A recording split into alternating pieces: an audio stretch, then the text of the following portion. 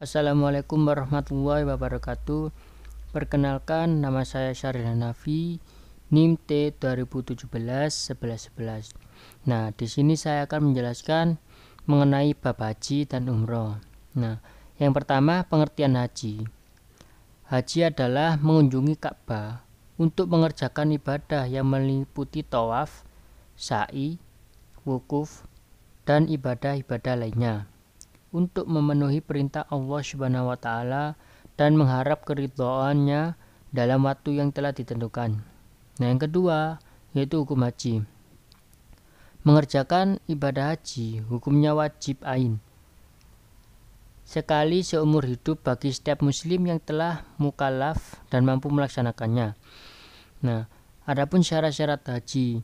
Yang pertama, beragama Islam, yaitu seseorang yang telah meyakini kebenaran ajaran Islam, kemudian diwujudkan dengan mengikrarkan 2 kalimat syahadat. Nah, yang kedua, berakal sehat. Adapun ibadah haji diwajibkan kepada muslim dengan syarat dia berakal dan tidak gila. Nah, yang ketiga yaitu balik. Orang yang telah sampai umur sehingga dapat membedakan mana yang benar dan mana yang salah. Nah, yang keempat yaitu merdeka, bukan hamba saja. Ibadah haji diwajibkan kepada muslim yang berakal dan telah balik dengan syarat dia merdeka dari perbudakan, karena ibadah haji tidak diwajibkan kepada hamba sahaya. Nah, yang terakhir, kuasa atau mampu mengerjakannya. Ibadah haji diwajibkan kepada muslim yang berakal dan telah balik dengan syarat dia mampu baik dari sisi kesehatan, keuangan, dan keamanan. Yang dimaksud dengan kuasa atau mampu mengerjakan ibadah haji yaitu sehat jasmani dan rohani, mempunyai biaya dan cukup bekal dalam perjalanan, adanya kendaraan yang diperlukan, aman dalam perjalanan, bagi wanita ada mahram yang menyertainya. Yang keempat yaitu rukun dan wajib haji. Yang poin pertama, ihram, yaitu berniat di dalam hati sambil memakai pakaian putih yang tidak dijahit untuk mengerjakan haji atau umroh. Yang poin kedua, wukuf, yaitu memulai berkumpulnya jamaah haji di Padang Arafah pada tanggal 9 Zulhijjah dari waktu zuhur sampai terbit fajar tanggal 10 Dzulhijjah. Nah, yang poin ketiga yaitu tawaf, yaitu mengelilingi Ka'bah, 7 kali putaran, dimulai dan diakhiri di Hajar Aswad. Tawaf rukun haji dinamakan tawaf ifadah. Adapun syarat tawaf ifadah sebagai berikut. Yang pertama yaitu menutup aurat. Yang kedua, suci dari hadas dan najis. Nah, yang ketiga, ketika sedang tawaf, Ka'bah berada di sebelah kiri orang yang sedang mengerjakan tawaf. Yang keempat, mengelilingi Ka'bah 7 kali, 3 kali sambil lari-lari kecil, dan 4 kali sambil berjalan biasa, dimulai dari Hajar Aswad sambil menciumnya. Adapun macam-macam tawaf. Yang pertama, tawaf ifdah adalah tawaf yang termasuk rukun ibadah haji. Nah, yang kedua, tawaf kudum, yaitu tawaf ketika baru tiba di kota Mekah sebagai penghormatan yang pertama terhadap Ka'bah dan Masjidil Haram. Yang ketiga, tawaf wada adalah tawaf ketika akan meninggalkan kota Mekah sebagai perpisahan dengan kota suci, Ka'bah, dan Masjidil Haram. Yang terakhir, tawaf sunnah, yaitu tawaf selain yang telah dijelaskan di atas, tawaf yang dianjurkan oleh Rasulullah SAW. Adapun sunnah-sunnah tawaf. Yang pertama, istilam, yaitu mengusap dan mencium Hajar Aswad ketika memulai tawaf dan pada setiap putaran. Yang kedua, pada 3 putaran pertama bagi laki-laki melakukan harwalah, yaitu berlari-lari kecil. Yang selanjutnya yaitu istilam, yaitu mengusap, rukun yamani. Rukun Yamani tidak perlu dicium dan tidak perlu sujud di hadapannya. Adapun selain Hajar Aswad dan rukun Yamani, maka tidak disunnahkan untuk diusap. Yang selanjutnya, sholat di belakang makom Ibrahim dengan membaca pada rakaat pertama surat Al-Fatihah dan Al-Kafirun, dan pada rakaat kedua Al-Fatihah dan Al-Ikhlas. Yang selanjutnya yaitu menjaga pandangan dari berbagai hal yang melalaikan. Berdoa di depan multazam sesuai hajat masing-masing. Yang terakhir meminum air zam-zam, yaitu turun menuju tempat sumur zam-zam. Yang selanjutnya sa'i, yaitu berlari-lari kecil dari Safa ke Marwah. Syarat-syarat melakukan sa'i adalah dilakukan setelah tawaf ifadah ataupun tawaf kudum. Dimulai dari Bukit Safa dan diakhiri di Bukit Marwah. Dilakukan 7 kali perjalanan dari Safa ke Marwah dihitung sekali, dan dari Marwah ke Safa dihitung sekali perjalanan pula. Adapun di antara sunnah sa'i adalah berjalan biasa di antara Safa dan Marwah, kecuali ketika melewati 2 tiang atau pilar dengan lampu hijau. Sunat berlari-lari kecil bagi pria. Nah, memperbanyak bacaan kalimat tauhid, takbir, dan doa ketika berada di atas bukit Safa dan Marwah dengan cara menghadap ke arah Ka'bah. Membaca doa di sepanjang perjalanan Safa Marwah. Dan ketika sampai di antara pilar hijau membaca doa yang artinya, "Ya Allah, mohon ampuni dosaku, berilah aku rahmat, dan tunjukkan aku jalan yang lurus." Yang selanjutnya yaitu tahallul. Tahallul adalah menghalalkan kembali apa-apa yang tadinya dilarang ketika masih dalam keadaan ihram. Caranya adalah dengan mencukur atau menggunting rambut sekurang-kurangnya 3 helai. Acara tahallul ini dalam ibadah haji dapat diibaratkan ucapan salam dalam sholat. Setelah tahallul, maka selesailah ibadah haji kita. Tahallul ada 2 macam. Yang pertama adalah melakukan pemotongan rambut, baik secara keseluruhan atau hanya sebagian walau hanya sepanjang 2 inci. Menurut Imam Syafi'i, setelah melakukan 2 rukun ditambah 1 wajib haji. Yang kedua, jika semua rangkaian rukun haji telah dilakukan, termasuk tawaf, ifadah, dan sa'i haji, tahallul kedua tidak dilakukan pemotongan, melainkan jatuh dengan sendirinya jika kedua hal di atas telah dilakukan. Yang selanjutnya yaitu tertib, mengerjakan ibadah haji yang termasuk rukun di atas sesuai dengan urutannya. Nah, yang selanjutnya yaitu wajib haji. Wajib haji adalah amalan-amalan dalam ibadah haji yang wajib dikerjakan, tetapi sahnya haji tidak tergantung kepadanya. Jika ia ditinggalkan, hajinya tetap sah dengan cara menggantinya dengan dam, yaitu membayar denda. Wajib haji ada 7. Yang pertama, berihram sesuai mikatnya. Yang kedua, bermalam di Muzdalifah. Yang ketiga, bermalam mabit di Mina. Yang keempat, melontar jumrah Aqabah. Yang kelima, melontar jumrah ula, wusta, dan Aqabah. Yang keenam, menjauhkan diri dari hal-hal yang dilarang dalam ihram. Yang terakhir, tawaf fadah. Adapun mikat haji. Mikat adalah batas waktu atau tempat yang sudah ditentukan untuk memulai ihram dalam melaksanakan ibadah haji. Mikot ada 2 macam. Yang pertama, mikot zamani. Yang kedua, mikot makani.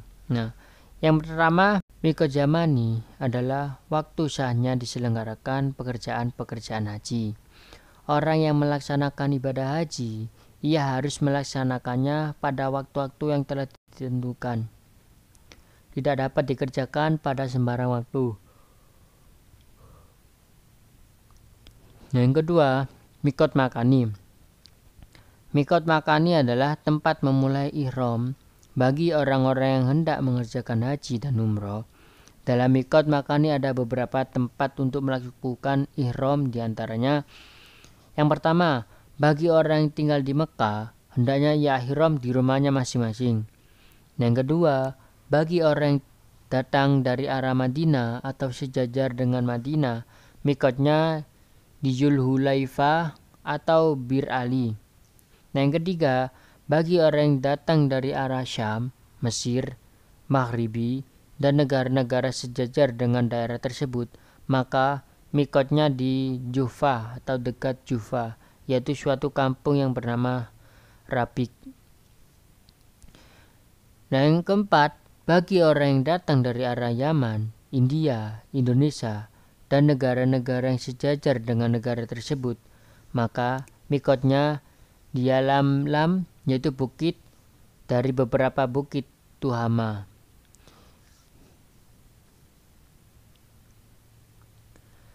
Nah, yang kelima, bagi orang yang datang dari arah Najdil, Yaman, dan negeri Hijaz atau negara yang sejajar dengan daerah tersebut, maka mikotnya di Qarnul Manazil. Nah, yang terakhir, bagi orang yang datang dari arah Irak dan negara yang sejajar dengan daerah tersebut, maka mikotnya di Zatu Irkin. Adapun sunnah haji. Sunnah haji dibagi menjadi 9. Yang pertama, mendahulukan haji daripada umroh. Yang kedua, mandi ketika hendak ihram atau sebelum memakai baju ihram. Yang ketiga, sholat sunnah ihram 2 rakaat. Keempat, memperbanyak membaca talbiyah, zikir, dan berdoa. Setelah berihram sampai tahallul, bagi pria ketika membaca talbiyah, hendaklah bersuara keras, sedangkan bagikan cukup dengan suara pelan. Yang kelima, mencium atau mengusap Hajar Aswad di setiap putaran dalam tawaf. Kalau tidak bisa, cukup diganti dengan syarat tangan kanan. Demikian juga mengusap rukun Yamani di setiap putaran. Kalau tidak bisa, tidak perlu diganti dengan syarat tangan. Yang keenam, melakukan tawaf kudum ketika baru masuk ke Masjidil Haram. Yang ketujuh, menunaikan sholat 2 rakaat setelah tawaf kudum. Nah, yang ke-8, masuk ke dalam Ka'bah, yaitu Baitullah. Nah, yang terakhir, minum air zam-zam ketika selesai tawaf. Adapun larangan ibadah haji. Larangan ibadah haji bagi jamaah pria. Yang pertama, memakai pakaian yang berjahit selama ihram. Yang kedua, memakai tutup kepala sewaktu ihram. Yang ketiga, memakai yang menutupi mata kaki sewaktu ihram. Nah, adapun larangan bagi jamaah wanita. Yang pertama, memakai tutup muka atau cadar. Yang kedua, memakai sarung tangan. Larangan bagi jamaah pria dan wanita yaitu memotong dan mencabut kuku, memotong atau mencabut bulu kepala, mencabut bulu badan lainnya, mensisir rambut kepala, dan lain-lain. Memakai harum-haruman pada badan, pakaian, maupun rambut, kecuali yang dipakai sebelum ihram. Memburu atau membunuh binatang darat dengan cara apapun ketika dalam ihram. Mengadakan perkawinan, mengawinkan orang lain atau menjadi wali dalam akad nikah atau melamar. Bercumbu rayu syahwat atau bersenggama. Mencaci maki, mengupat, bertengkar, mengucapkan kata-kata kotor, dan lain-lain. Memotong atau menebang pohon atau menabur segala macam yang tumbuh di tanah suci. Yang selanjutnya yaitu dam atau denda. Dam dari segi bahasa berarti darah, sedangkan menurut istilah adalah mengalirkan darah, yaitu menyembelih ternak, kambing, unta, atau sapi. Di tanah haram, Untuk memenuhi ketentuan manasik haji, jenis-jenis damnya adalah sebagai berikut. Yang pertama, bersenggama dalam keadaan ihram sebelum tahallul pertama. Damnya berupa kifarat, yaitu menyembelih seekor unta. Jika tidak dapat, maka menyembelih seekor lembu. Jika tidak dapat, maka menyembelih 7 ekor kambing. Jika tidak dapat, maka memberikan sedekah bagi fakir miskin berupa makanan seharga seekor unta setiap 1 mud, yaitu 0,8 kg, sama dengan 1 hari puasa. Hal ini dikiaskan dengan kewajiban puasa 2 bulan berturut-turut bagi suami istri yang senggama di siang hari bulan Ramadan. Yang kedua, berburu atau membunuh binatang buruan. Damnya adalah memilih 1 di antara 3 jenis. Berikut ini poin yang pertama, menyembelih binatang yang sebanding dengan binatang yang diburu atau dibunuh. Poin kedua, bersedekah makanan kepada fakir miskin di tanah haram senilai binatang tersebut. Poin ketiga, berpuasa senilai harga binatang dengan ketentuan setiap 1 mud berpuasa 1 hari. Dam ini disebut dam takhir atau takdil. Takhir artinya boleh memilih mana yang dikehendaki sesuai dengan kemampuannya, dan takdil artinya harus setimpal dengan perbuatannya, dan dam ditentukan oleh orang yang adil dan ahli dalam menentukan harga binatang yang dibunuh itu.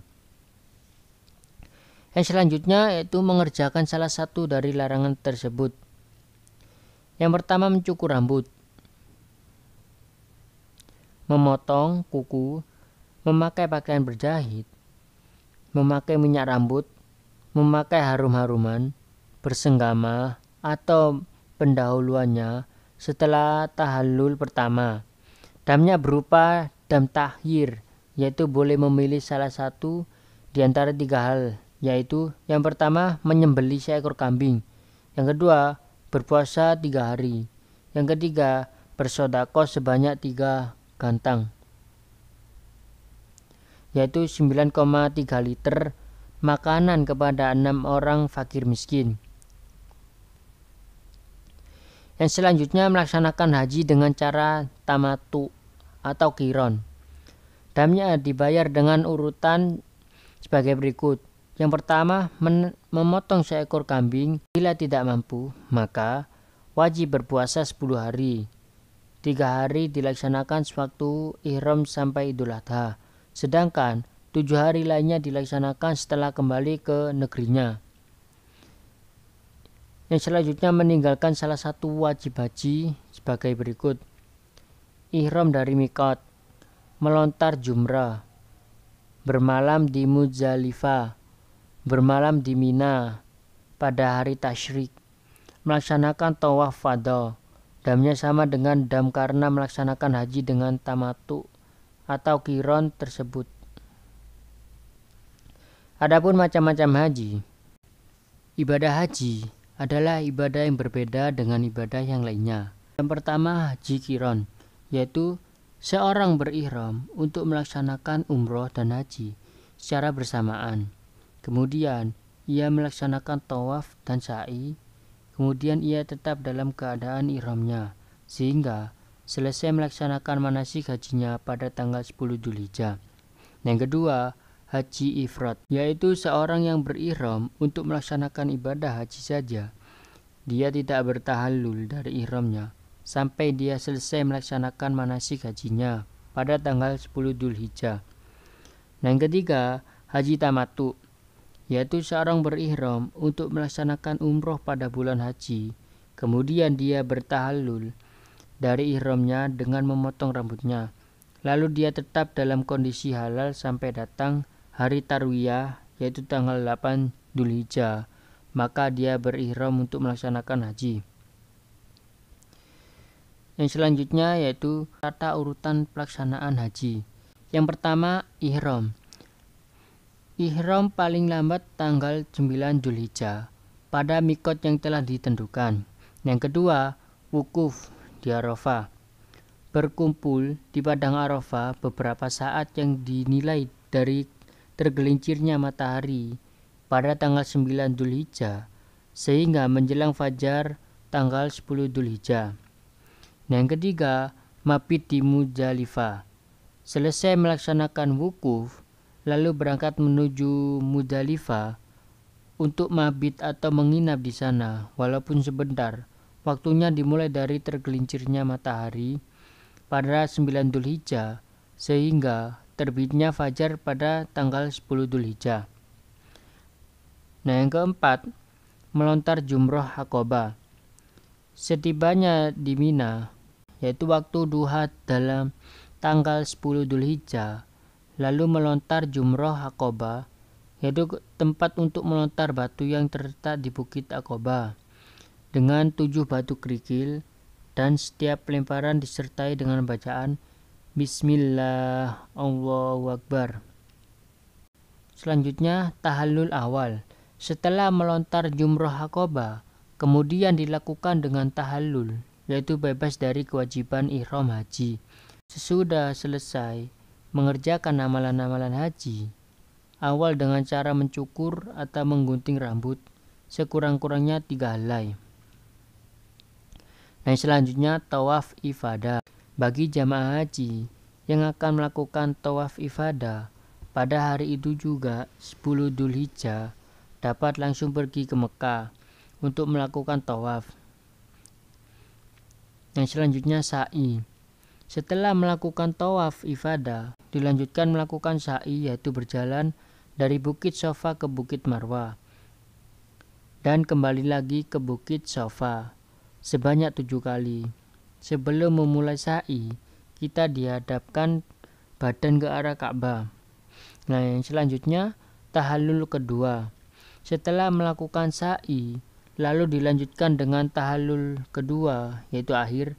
Dengan tahallul ini berarti seseorang telah melakukan 3 perbuatannya, yakni melontar jumroh Aqabah, tawaf ifadah, dan sa'i. Dan dengan demikian, bagi suami istri terbebas dari larangan untuk bersetubuh. Yang selanjutnya mabit, yaitu bermalam di Mina. Setelah tiba di Mina, jamaah haji bermalam di sana selama 3 malam, yaitu malam 11, 12, dan 13 Dzulhijjah, atau yang disebut dengan hari tasyrik. Adapun ibadah umroh. Yang pertama, pengertian umroh. Pengertian umroh menurut bahasa, umroh berarti ziarah atau berkunjung. Sedangkan menurut istilah syara, umroh adalah menziarahi Ka'bah di Mekah dengan niat ibadah kepada Allah Subhanahu wa taala, disertai syarat-syarat tertentu. Umroh disebut juga dengan haji kecil. Umroh ada 2 macam. Yang pertama, umroh sunnah, yaitu umroh yang dilaksanakan sewaktu-waktu atau kapan saja di luar batas waktu haji atau bulan-bulan haji.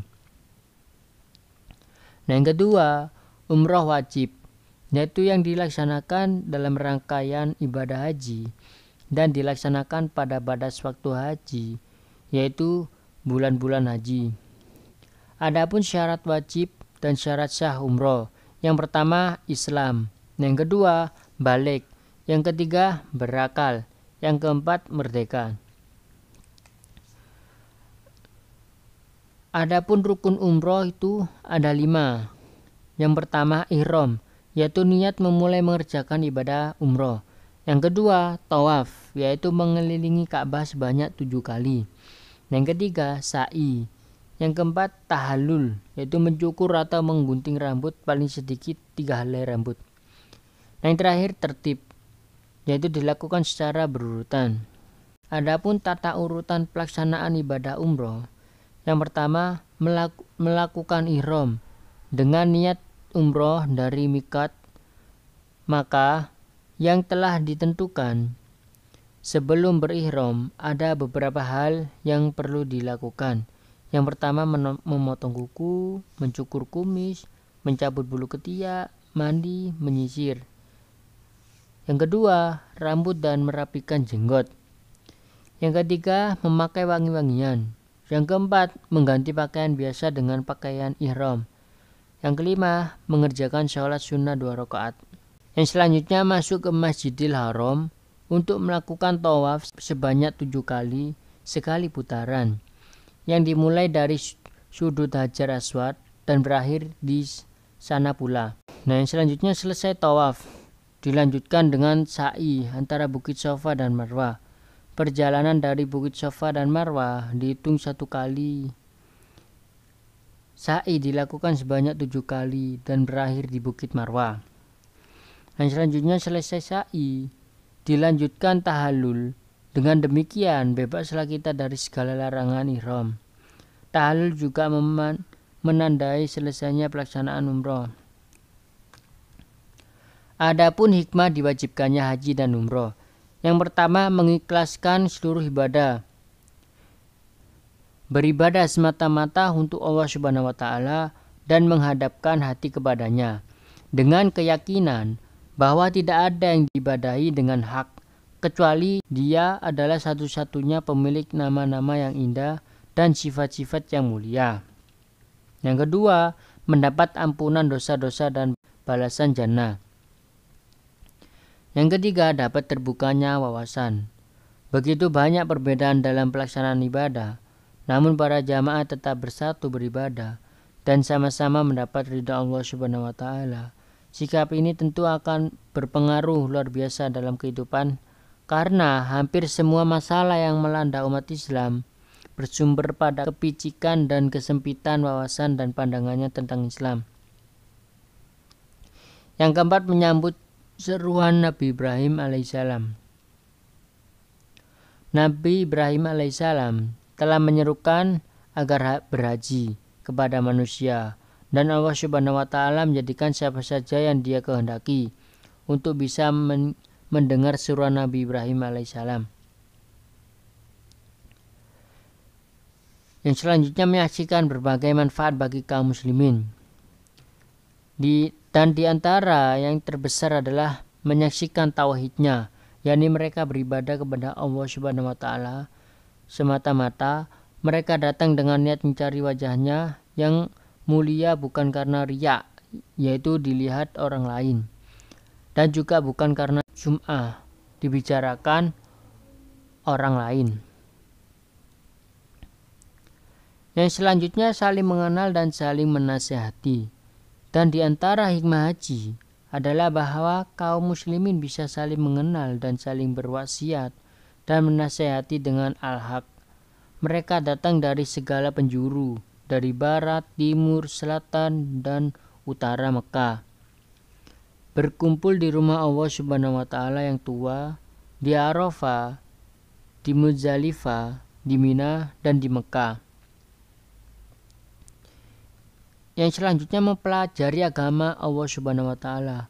Dan di antara manfaat haji yang besar adalah bahwa mereka bisa mempelajari agama Allah Subhanahu wa Ta'ala di lingkungan rumah Allah Subhanahu wa Ta'ala yang tua, dan di lingkungan Masjid Nabawi dari para ulama dan pembimbing, serta memberi peringatan tentang apa yang mereka tidak ketahui mengenai hukum-hukum agama, haji, umroh, dan lain-lain. Mungkin itu saja yang bisa saya sampaikan, kurang lebihnya mohon maaf. Assalamualaikum warahmatullahi wabarakatuh.